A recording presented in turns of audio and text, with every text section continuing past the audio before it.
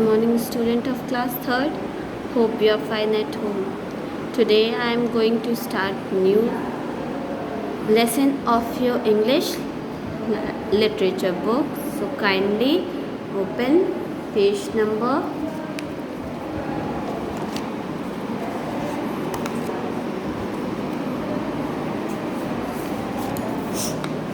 42, chapter number 7. Helen Keller learns to speak. Helen Keller learned to speak. Let's start this story. Read this story and understand the story, what the writer want to say. Okay, let's start. It's about the Helen Keller. Okay, उनके बारे में ये story है. आज मैं आपको पढ़ के सुनाऊंगी और आपको भी फिंगर रख के ही सुनिएगा और साथ में पढ़िएगा भी. Helen Keller was born in 1880 in America में हेलेन केलर बॉर्न हुए थे. किस सन में, किस ईयर में? 1880 में. When she was a little more than a year old, an illness left her both blind and deaf. आपको मालूम है, जो बोल नहीं सकते वो सुन भी नहीं सकते हैं, जो देख नहीं सकते हैं वो सुन भी नहीं सकते हैं. ये स्टोरी उनकी लाइफ में आ गई थी. ये बीमारी उनको घेर ली थी. ये देखिए Helen Keller, she is a lady. Okay, but she not only learn to read and speak but also went to school, college. उन्होंने सिर्फ पढ़ना ही या रीड करना ही नहीं सीखा था, वो कॉलेज गई. This text from her book the story of my life. उनकी बुक से ही ये स्टोरी ली गई है. Tell us how she got over some of her difficulties. इसमें ये बताया गया है कि वो कैसे अपनी डिफ़िकल्टी से बाहर आई, कैसे वो अपनी डिफ़िकल्टी को फेस की और आगे बढ़ी. I can not remember what happen during the first month after my illness. उन्हें नहीं पता कि उनके फर्स्ट मंथ पे क्या हुआ उनकी इलनेस के बाद. I only know that I sat in my mother's lap and clung to her dresses as she went about her work at home. मतलब वो अपनी मम्मी के लैप में, मतलब गोदी में सर रख के उनकी ड्रेस के साथ खेल रही थी. उनको खुद नहीं पता था कि वो क्या हो रहा और उनकी मम्मा काम कर रही थी. My hands at every object and noted every movement. उनका हाथ सब ऑब्जेक्ट्स को ऑब्ज़र्व किया और उन्हें हर एक मूवमेंट नोटिस किया. In this way I learned many thing. इसकी वजह से उन्होंने बहुत सारी चीज़ें लर्न की कि ये कैसे होता है, ये कैसे होता है. ये सारी चीज़ें उन्होंने लर्न की. Soon I began to make crowd sign. A shake of the head meant no, and a nod meant yes. A pull meant come, and a push meant go. ये उन्होंने साइन बनाए कि मतलब ये वर्ड बोलेंगे तो यहाँ आओ, ये वर्ड बोलेंगे नो है, ये वर्ड बोलेंगे तो यस है, ये वर्ड बोलेंगे तो जाओ. ऐसे ऐसे वर्ड्स यूज़ किए जाते हैं. इन्होंने अपना खुद एक क्रिएट साइन बनाया कि ये ऐसे होगा तो ये ऐसे होगा, ये ऐसे होगा तो ये ऐसे होगा. Okay, if I wanted bread, I won't emit the way we cut slices of bread and buttered them. अगर उन्हें ब्रेड चाहिए होता था तो वो इमिट करती थी कि इसको कैसे स्लाइसेस में कट करना है और बटर्ड करना है उन्हें। I do not remember when I first knew that I was different from other people. उन्हें खुद नहीं पता, उन्हें उस फर्स्ट टाइम नहीं पता था कि मैं सब बच्चों से अलग हूँ, बट उन्हें बाद में पता चला। But I had noticed that my mother and my friend did not use sign as I did when they wanted anything done, but talked with their mouth. मतलब उनके पेरेंट्स बहुत अच्छे थे, उनके फ्रेंड्स बहुत अच्छे थे जो उन्हें समझे, उन्हें जाने की इन्हें ये ज़रूरत है, इन्हें ये चाहिए। Sometime I stood between two persons who were talking and touched their lips, but it did not work.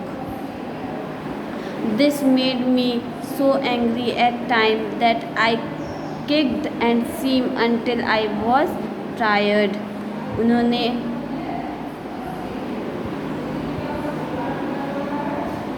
हटाया वहाँ से और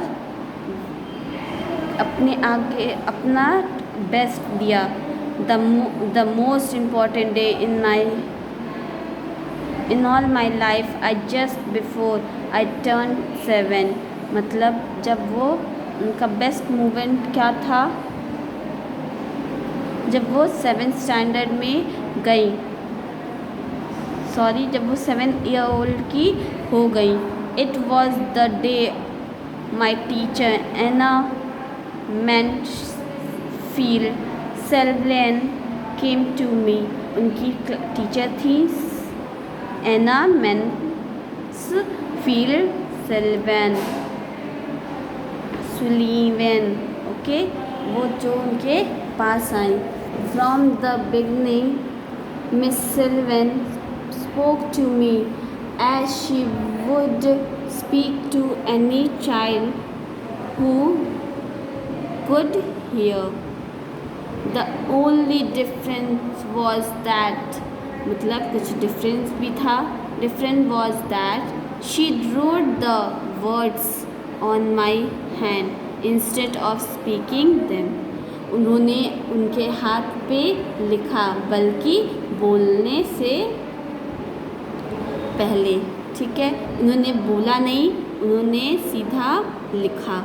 If I did not know the words to speak my thoughts, she gave them to me. If I did not know the words to make my thoughts, she gave them to me. उन्होंने मुझे दिया। This went on for several years. ये habit मेरे अंदर बहुत सालों तक थी। The next important step was learning to read. उन्होंने कैसे रीड करना सीखा। As soon as I could not spell a few words, my teacher gave me slab of cardboard. उन्होंने उन्हें स्लैप किया ताकि वो सीख सके। On those were printed words in raised letter. I quickly learned what each printed word stood for. मतलब उन्होंने जब एक स्लैप अपनी मैम से उन्हें मिला तो उन्होंने क्या किया, प्रिंटेड वर्ड्स को राइज किया, उन्होंने क्विकली अंडरस्टैंड कर लिया कि ये वर्ड क्या है। I then had to find the slab of cardboard and place them on the right object. For example, that all doll and bed. Then I had to put my doll on the bed with the words is on and bed placed behind the doll. Thus I made a sentence with the words. I soon moved on the reading printed books in rise type और Brill script. जो Brill script होते हैं वैसे उन्होंने reading करना book को start किया, उनको समझना स्टार्ट किया, उनको जानना स्टार्ट किया कि कैसे कैसे कर सकते हैं। ज़रूरी नहीं है जो बोल नहीं सकता, जो सुन नहीं सकता, देख नहीं सकता, वो पढ़ नहीं सकता, ऐसा नहीं है। जो बोल सकता है, जो सुन सकता है, जो नहीं सुन सकता है, नहीं बोल सकता है, वो लोग भी पढ़ सकते हैं, वो लोग भी सीख सकते हैं, क्योंकि एजुकेशन एक ऐसी चीज़ है जो सब लोग ले सकते हैं। ठीक है, सबको जानना समझना बहुत इम्पोर्टेंट होता है।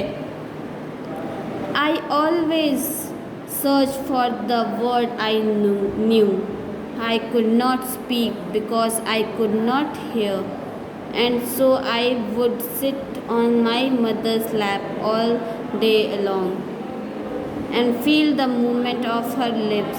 उनकी अपनी मम्मा के पास वो रहती थी और उनकी लिप्सिंग के वर्ड से ही वो समझ जाती थी। वो समझने की कोशिश करती थी कि ये क्या होता है, इसका मतलब क्या होता है। I had forgotten what talking was and I made many sound। उन्होंने मतलब बहुत सारे साउंड बनाया, उन्होंने बहुत सारी चीज़ों को अडॉप्ट किया अपने अंदर, सीखा कि ये कैसे होता है, इसे समझने से क्या होता है क्या नहीं होता है। But there was one word I remember from when I was a child, water। I pronounce it wow means water। Okay, वो जब छोटी सी थी तो उन्होंने ये वाटर वर्ड को जाना कि मतलब इससे पानी को वाटर कहते हैं, और उन्होंने प्रोनाउंस भी किया उसे वो। Okay, later I had lesson from miss Fuller. एक मैम थी, उन्होंने उनसे लेसन सीखा। I shall never forget the surprise and delight of felt when I spoke my first whole sentence, it is water. उन्होंने सरप्राइज फील किया कि मैंने क्या बोला है। When I spoke my first word sentence, whole sentence, उन्होंने पूरा एक सेंटेंस बोला। क्या बोला? It is water. True, they were broken and streaming sound, but they were human speech. ये बहुत अच्छी स्टोरी है हेलन केलर के बारे में। उन्होंने कैसे अपनी लाइफ को स्टार्ट किया, बहुत स्ट्रगल किया, बहुत सारी डिफ़िकल्टीज़ उनकी लाइफ में आई, बट उन्होंने घबराया नहीं, उन्होंने हर चीज़ को सीखा। आप अपनी बुक को में फिल इन द ब्लैंक्स करोगे, ये होमवर्क है आपका। ओके, बुक पढ़िए और करिए, और ये भी आप करना अपनी कॉपी में। Okay, thank you for listening this video. Take care. Bye.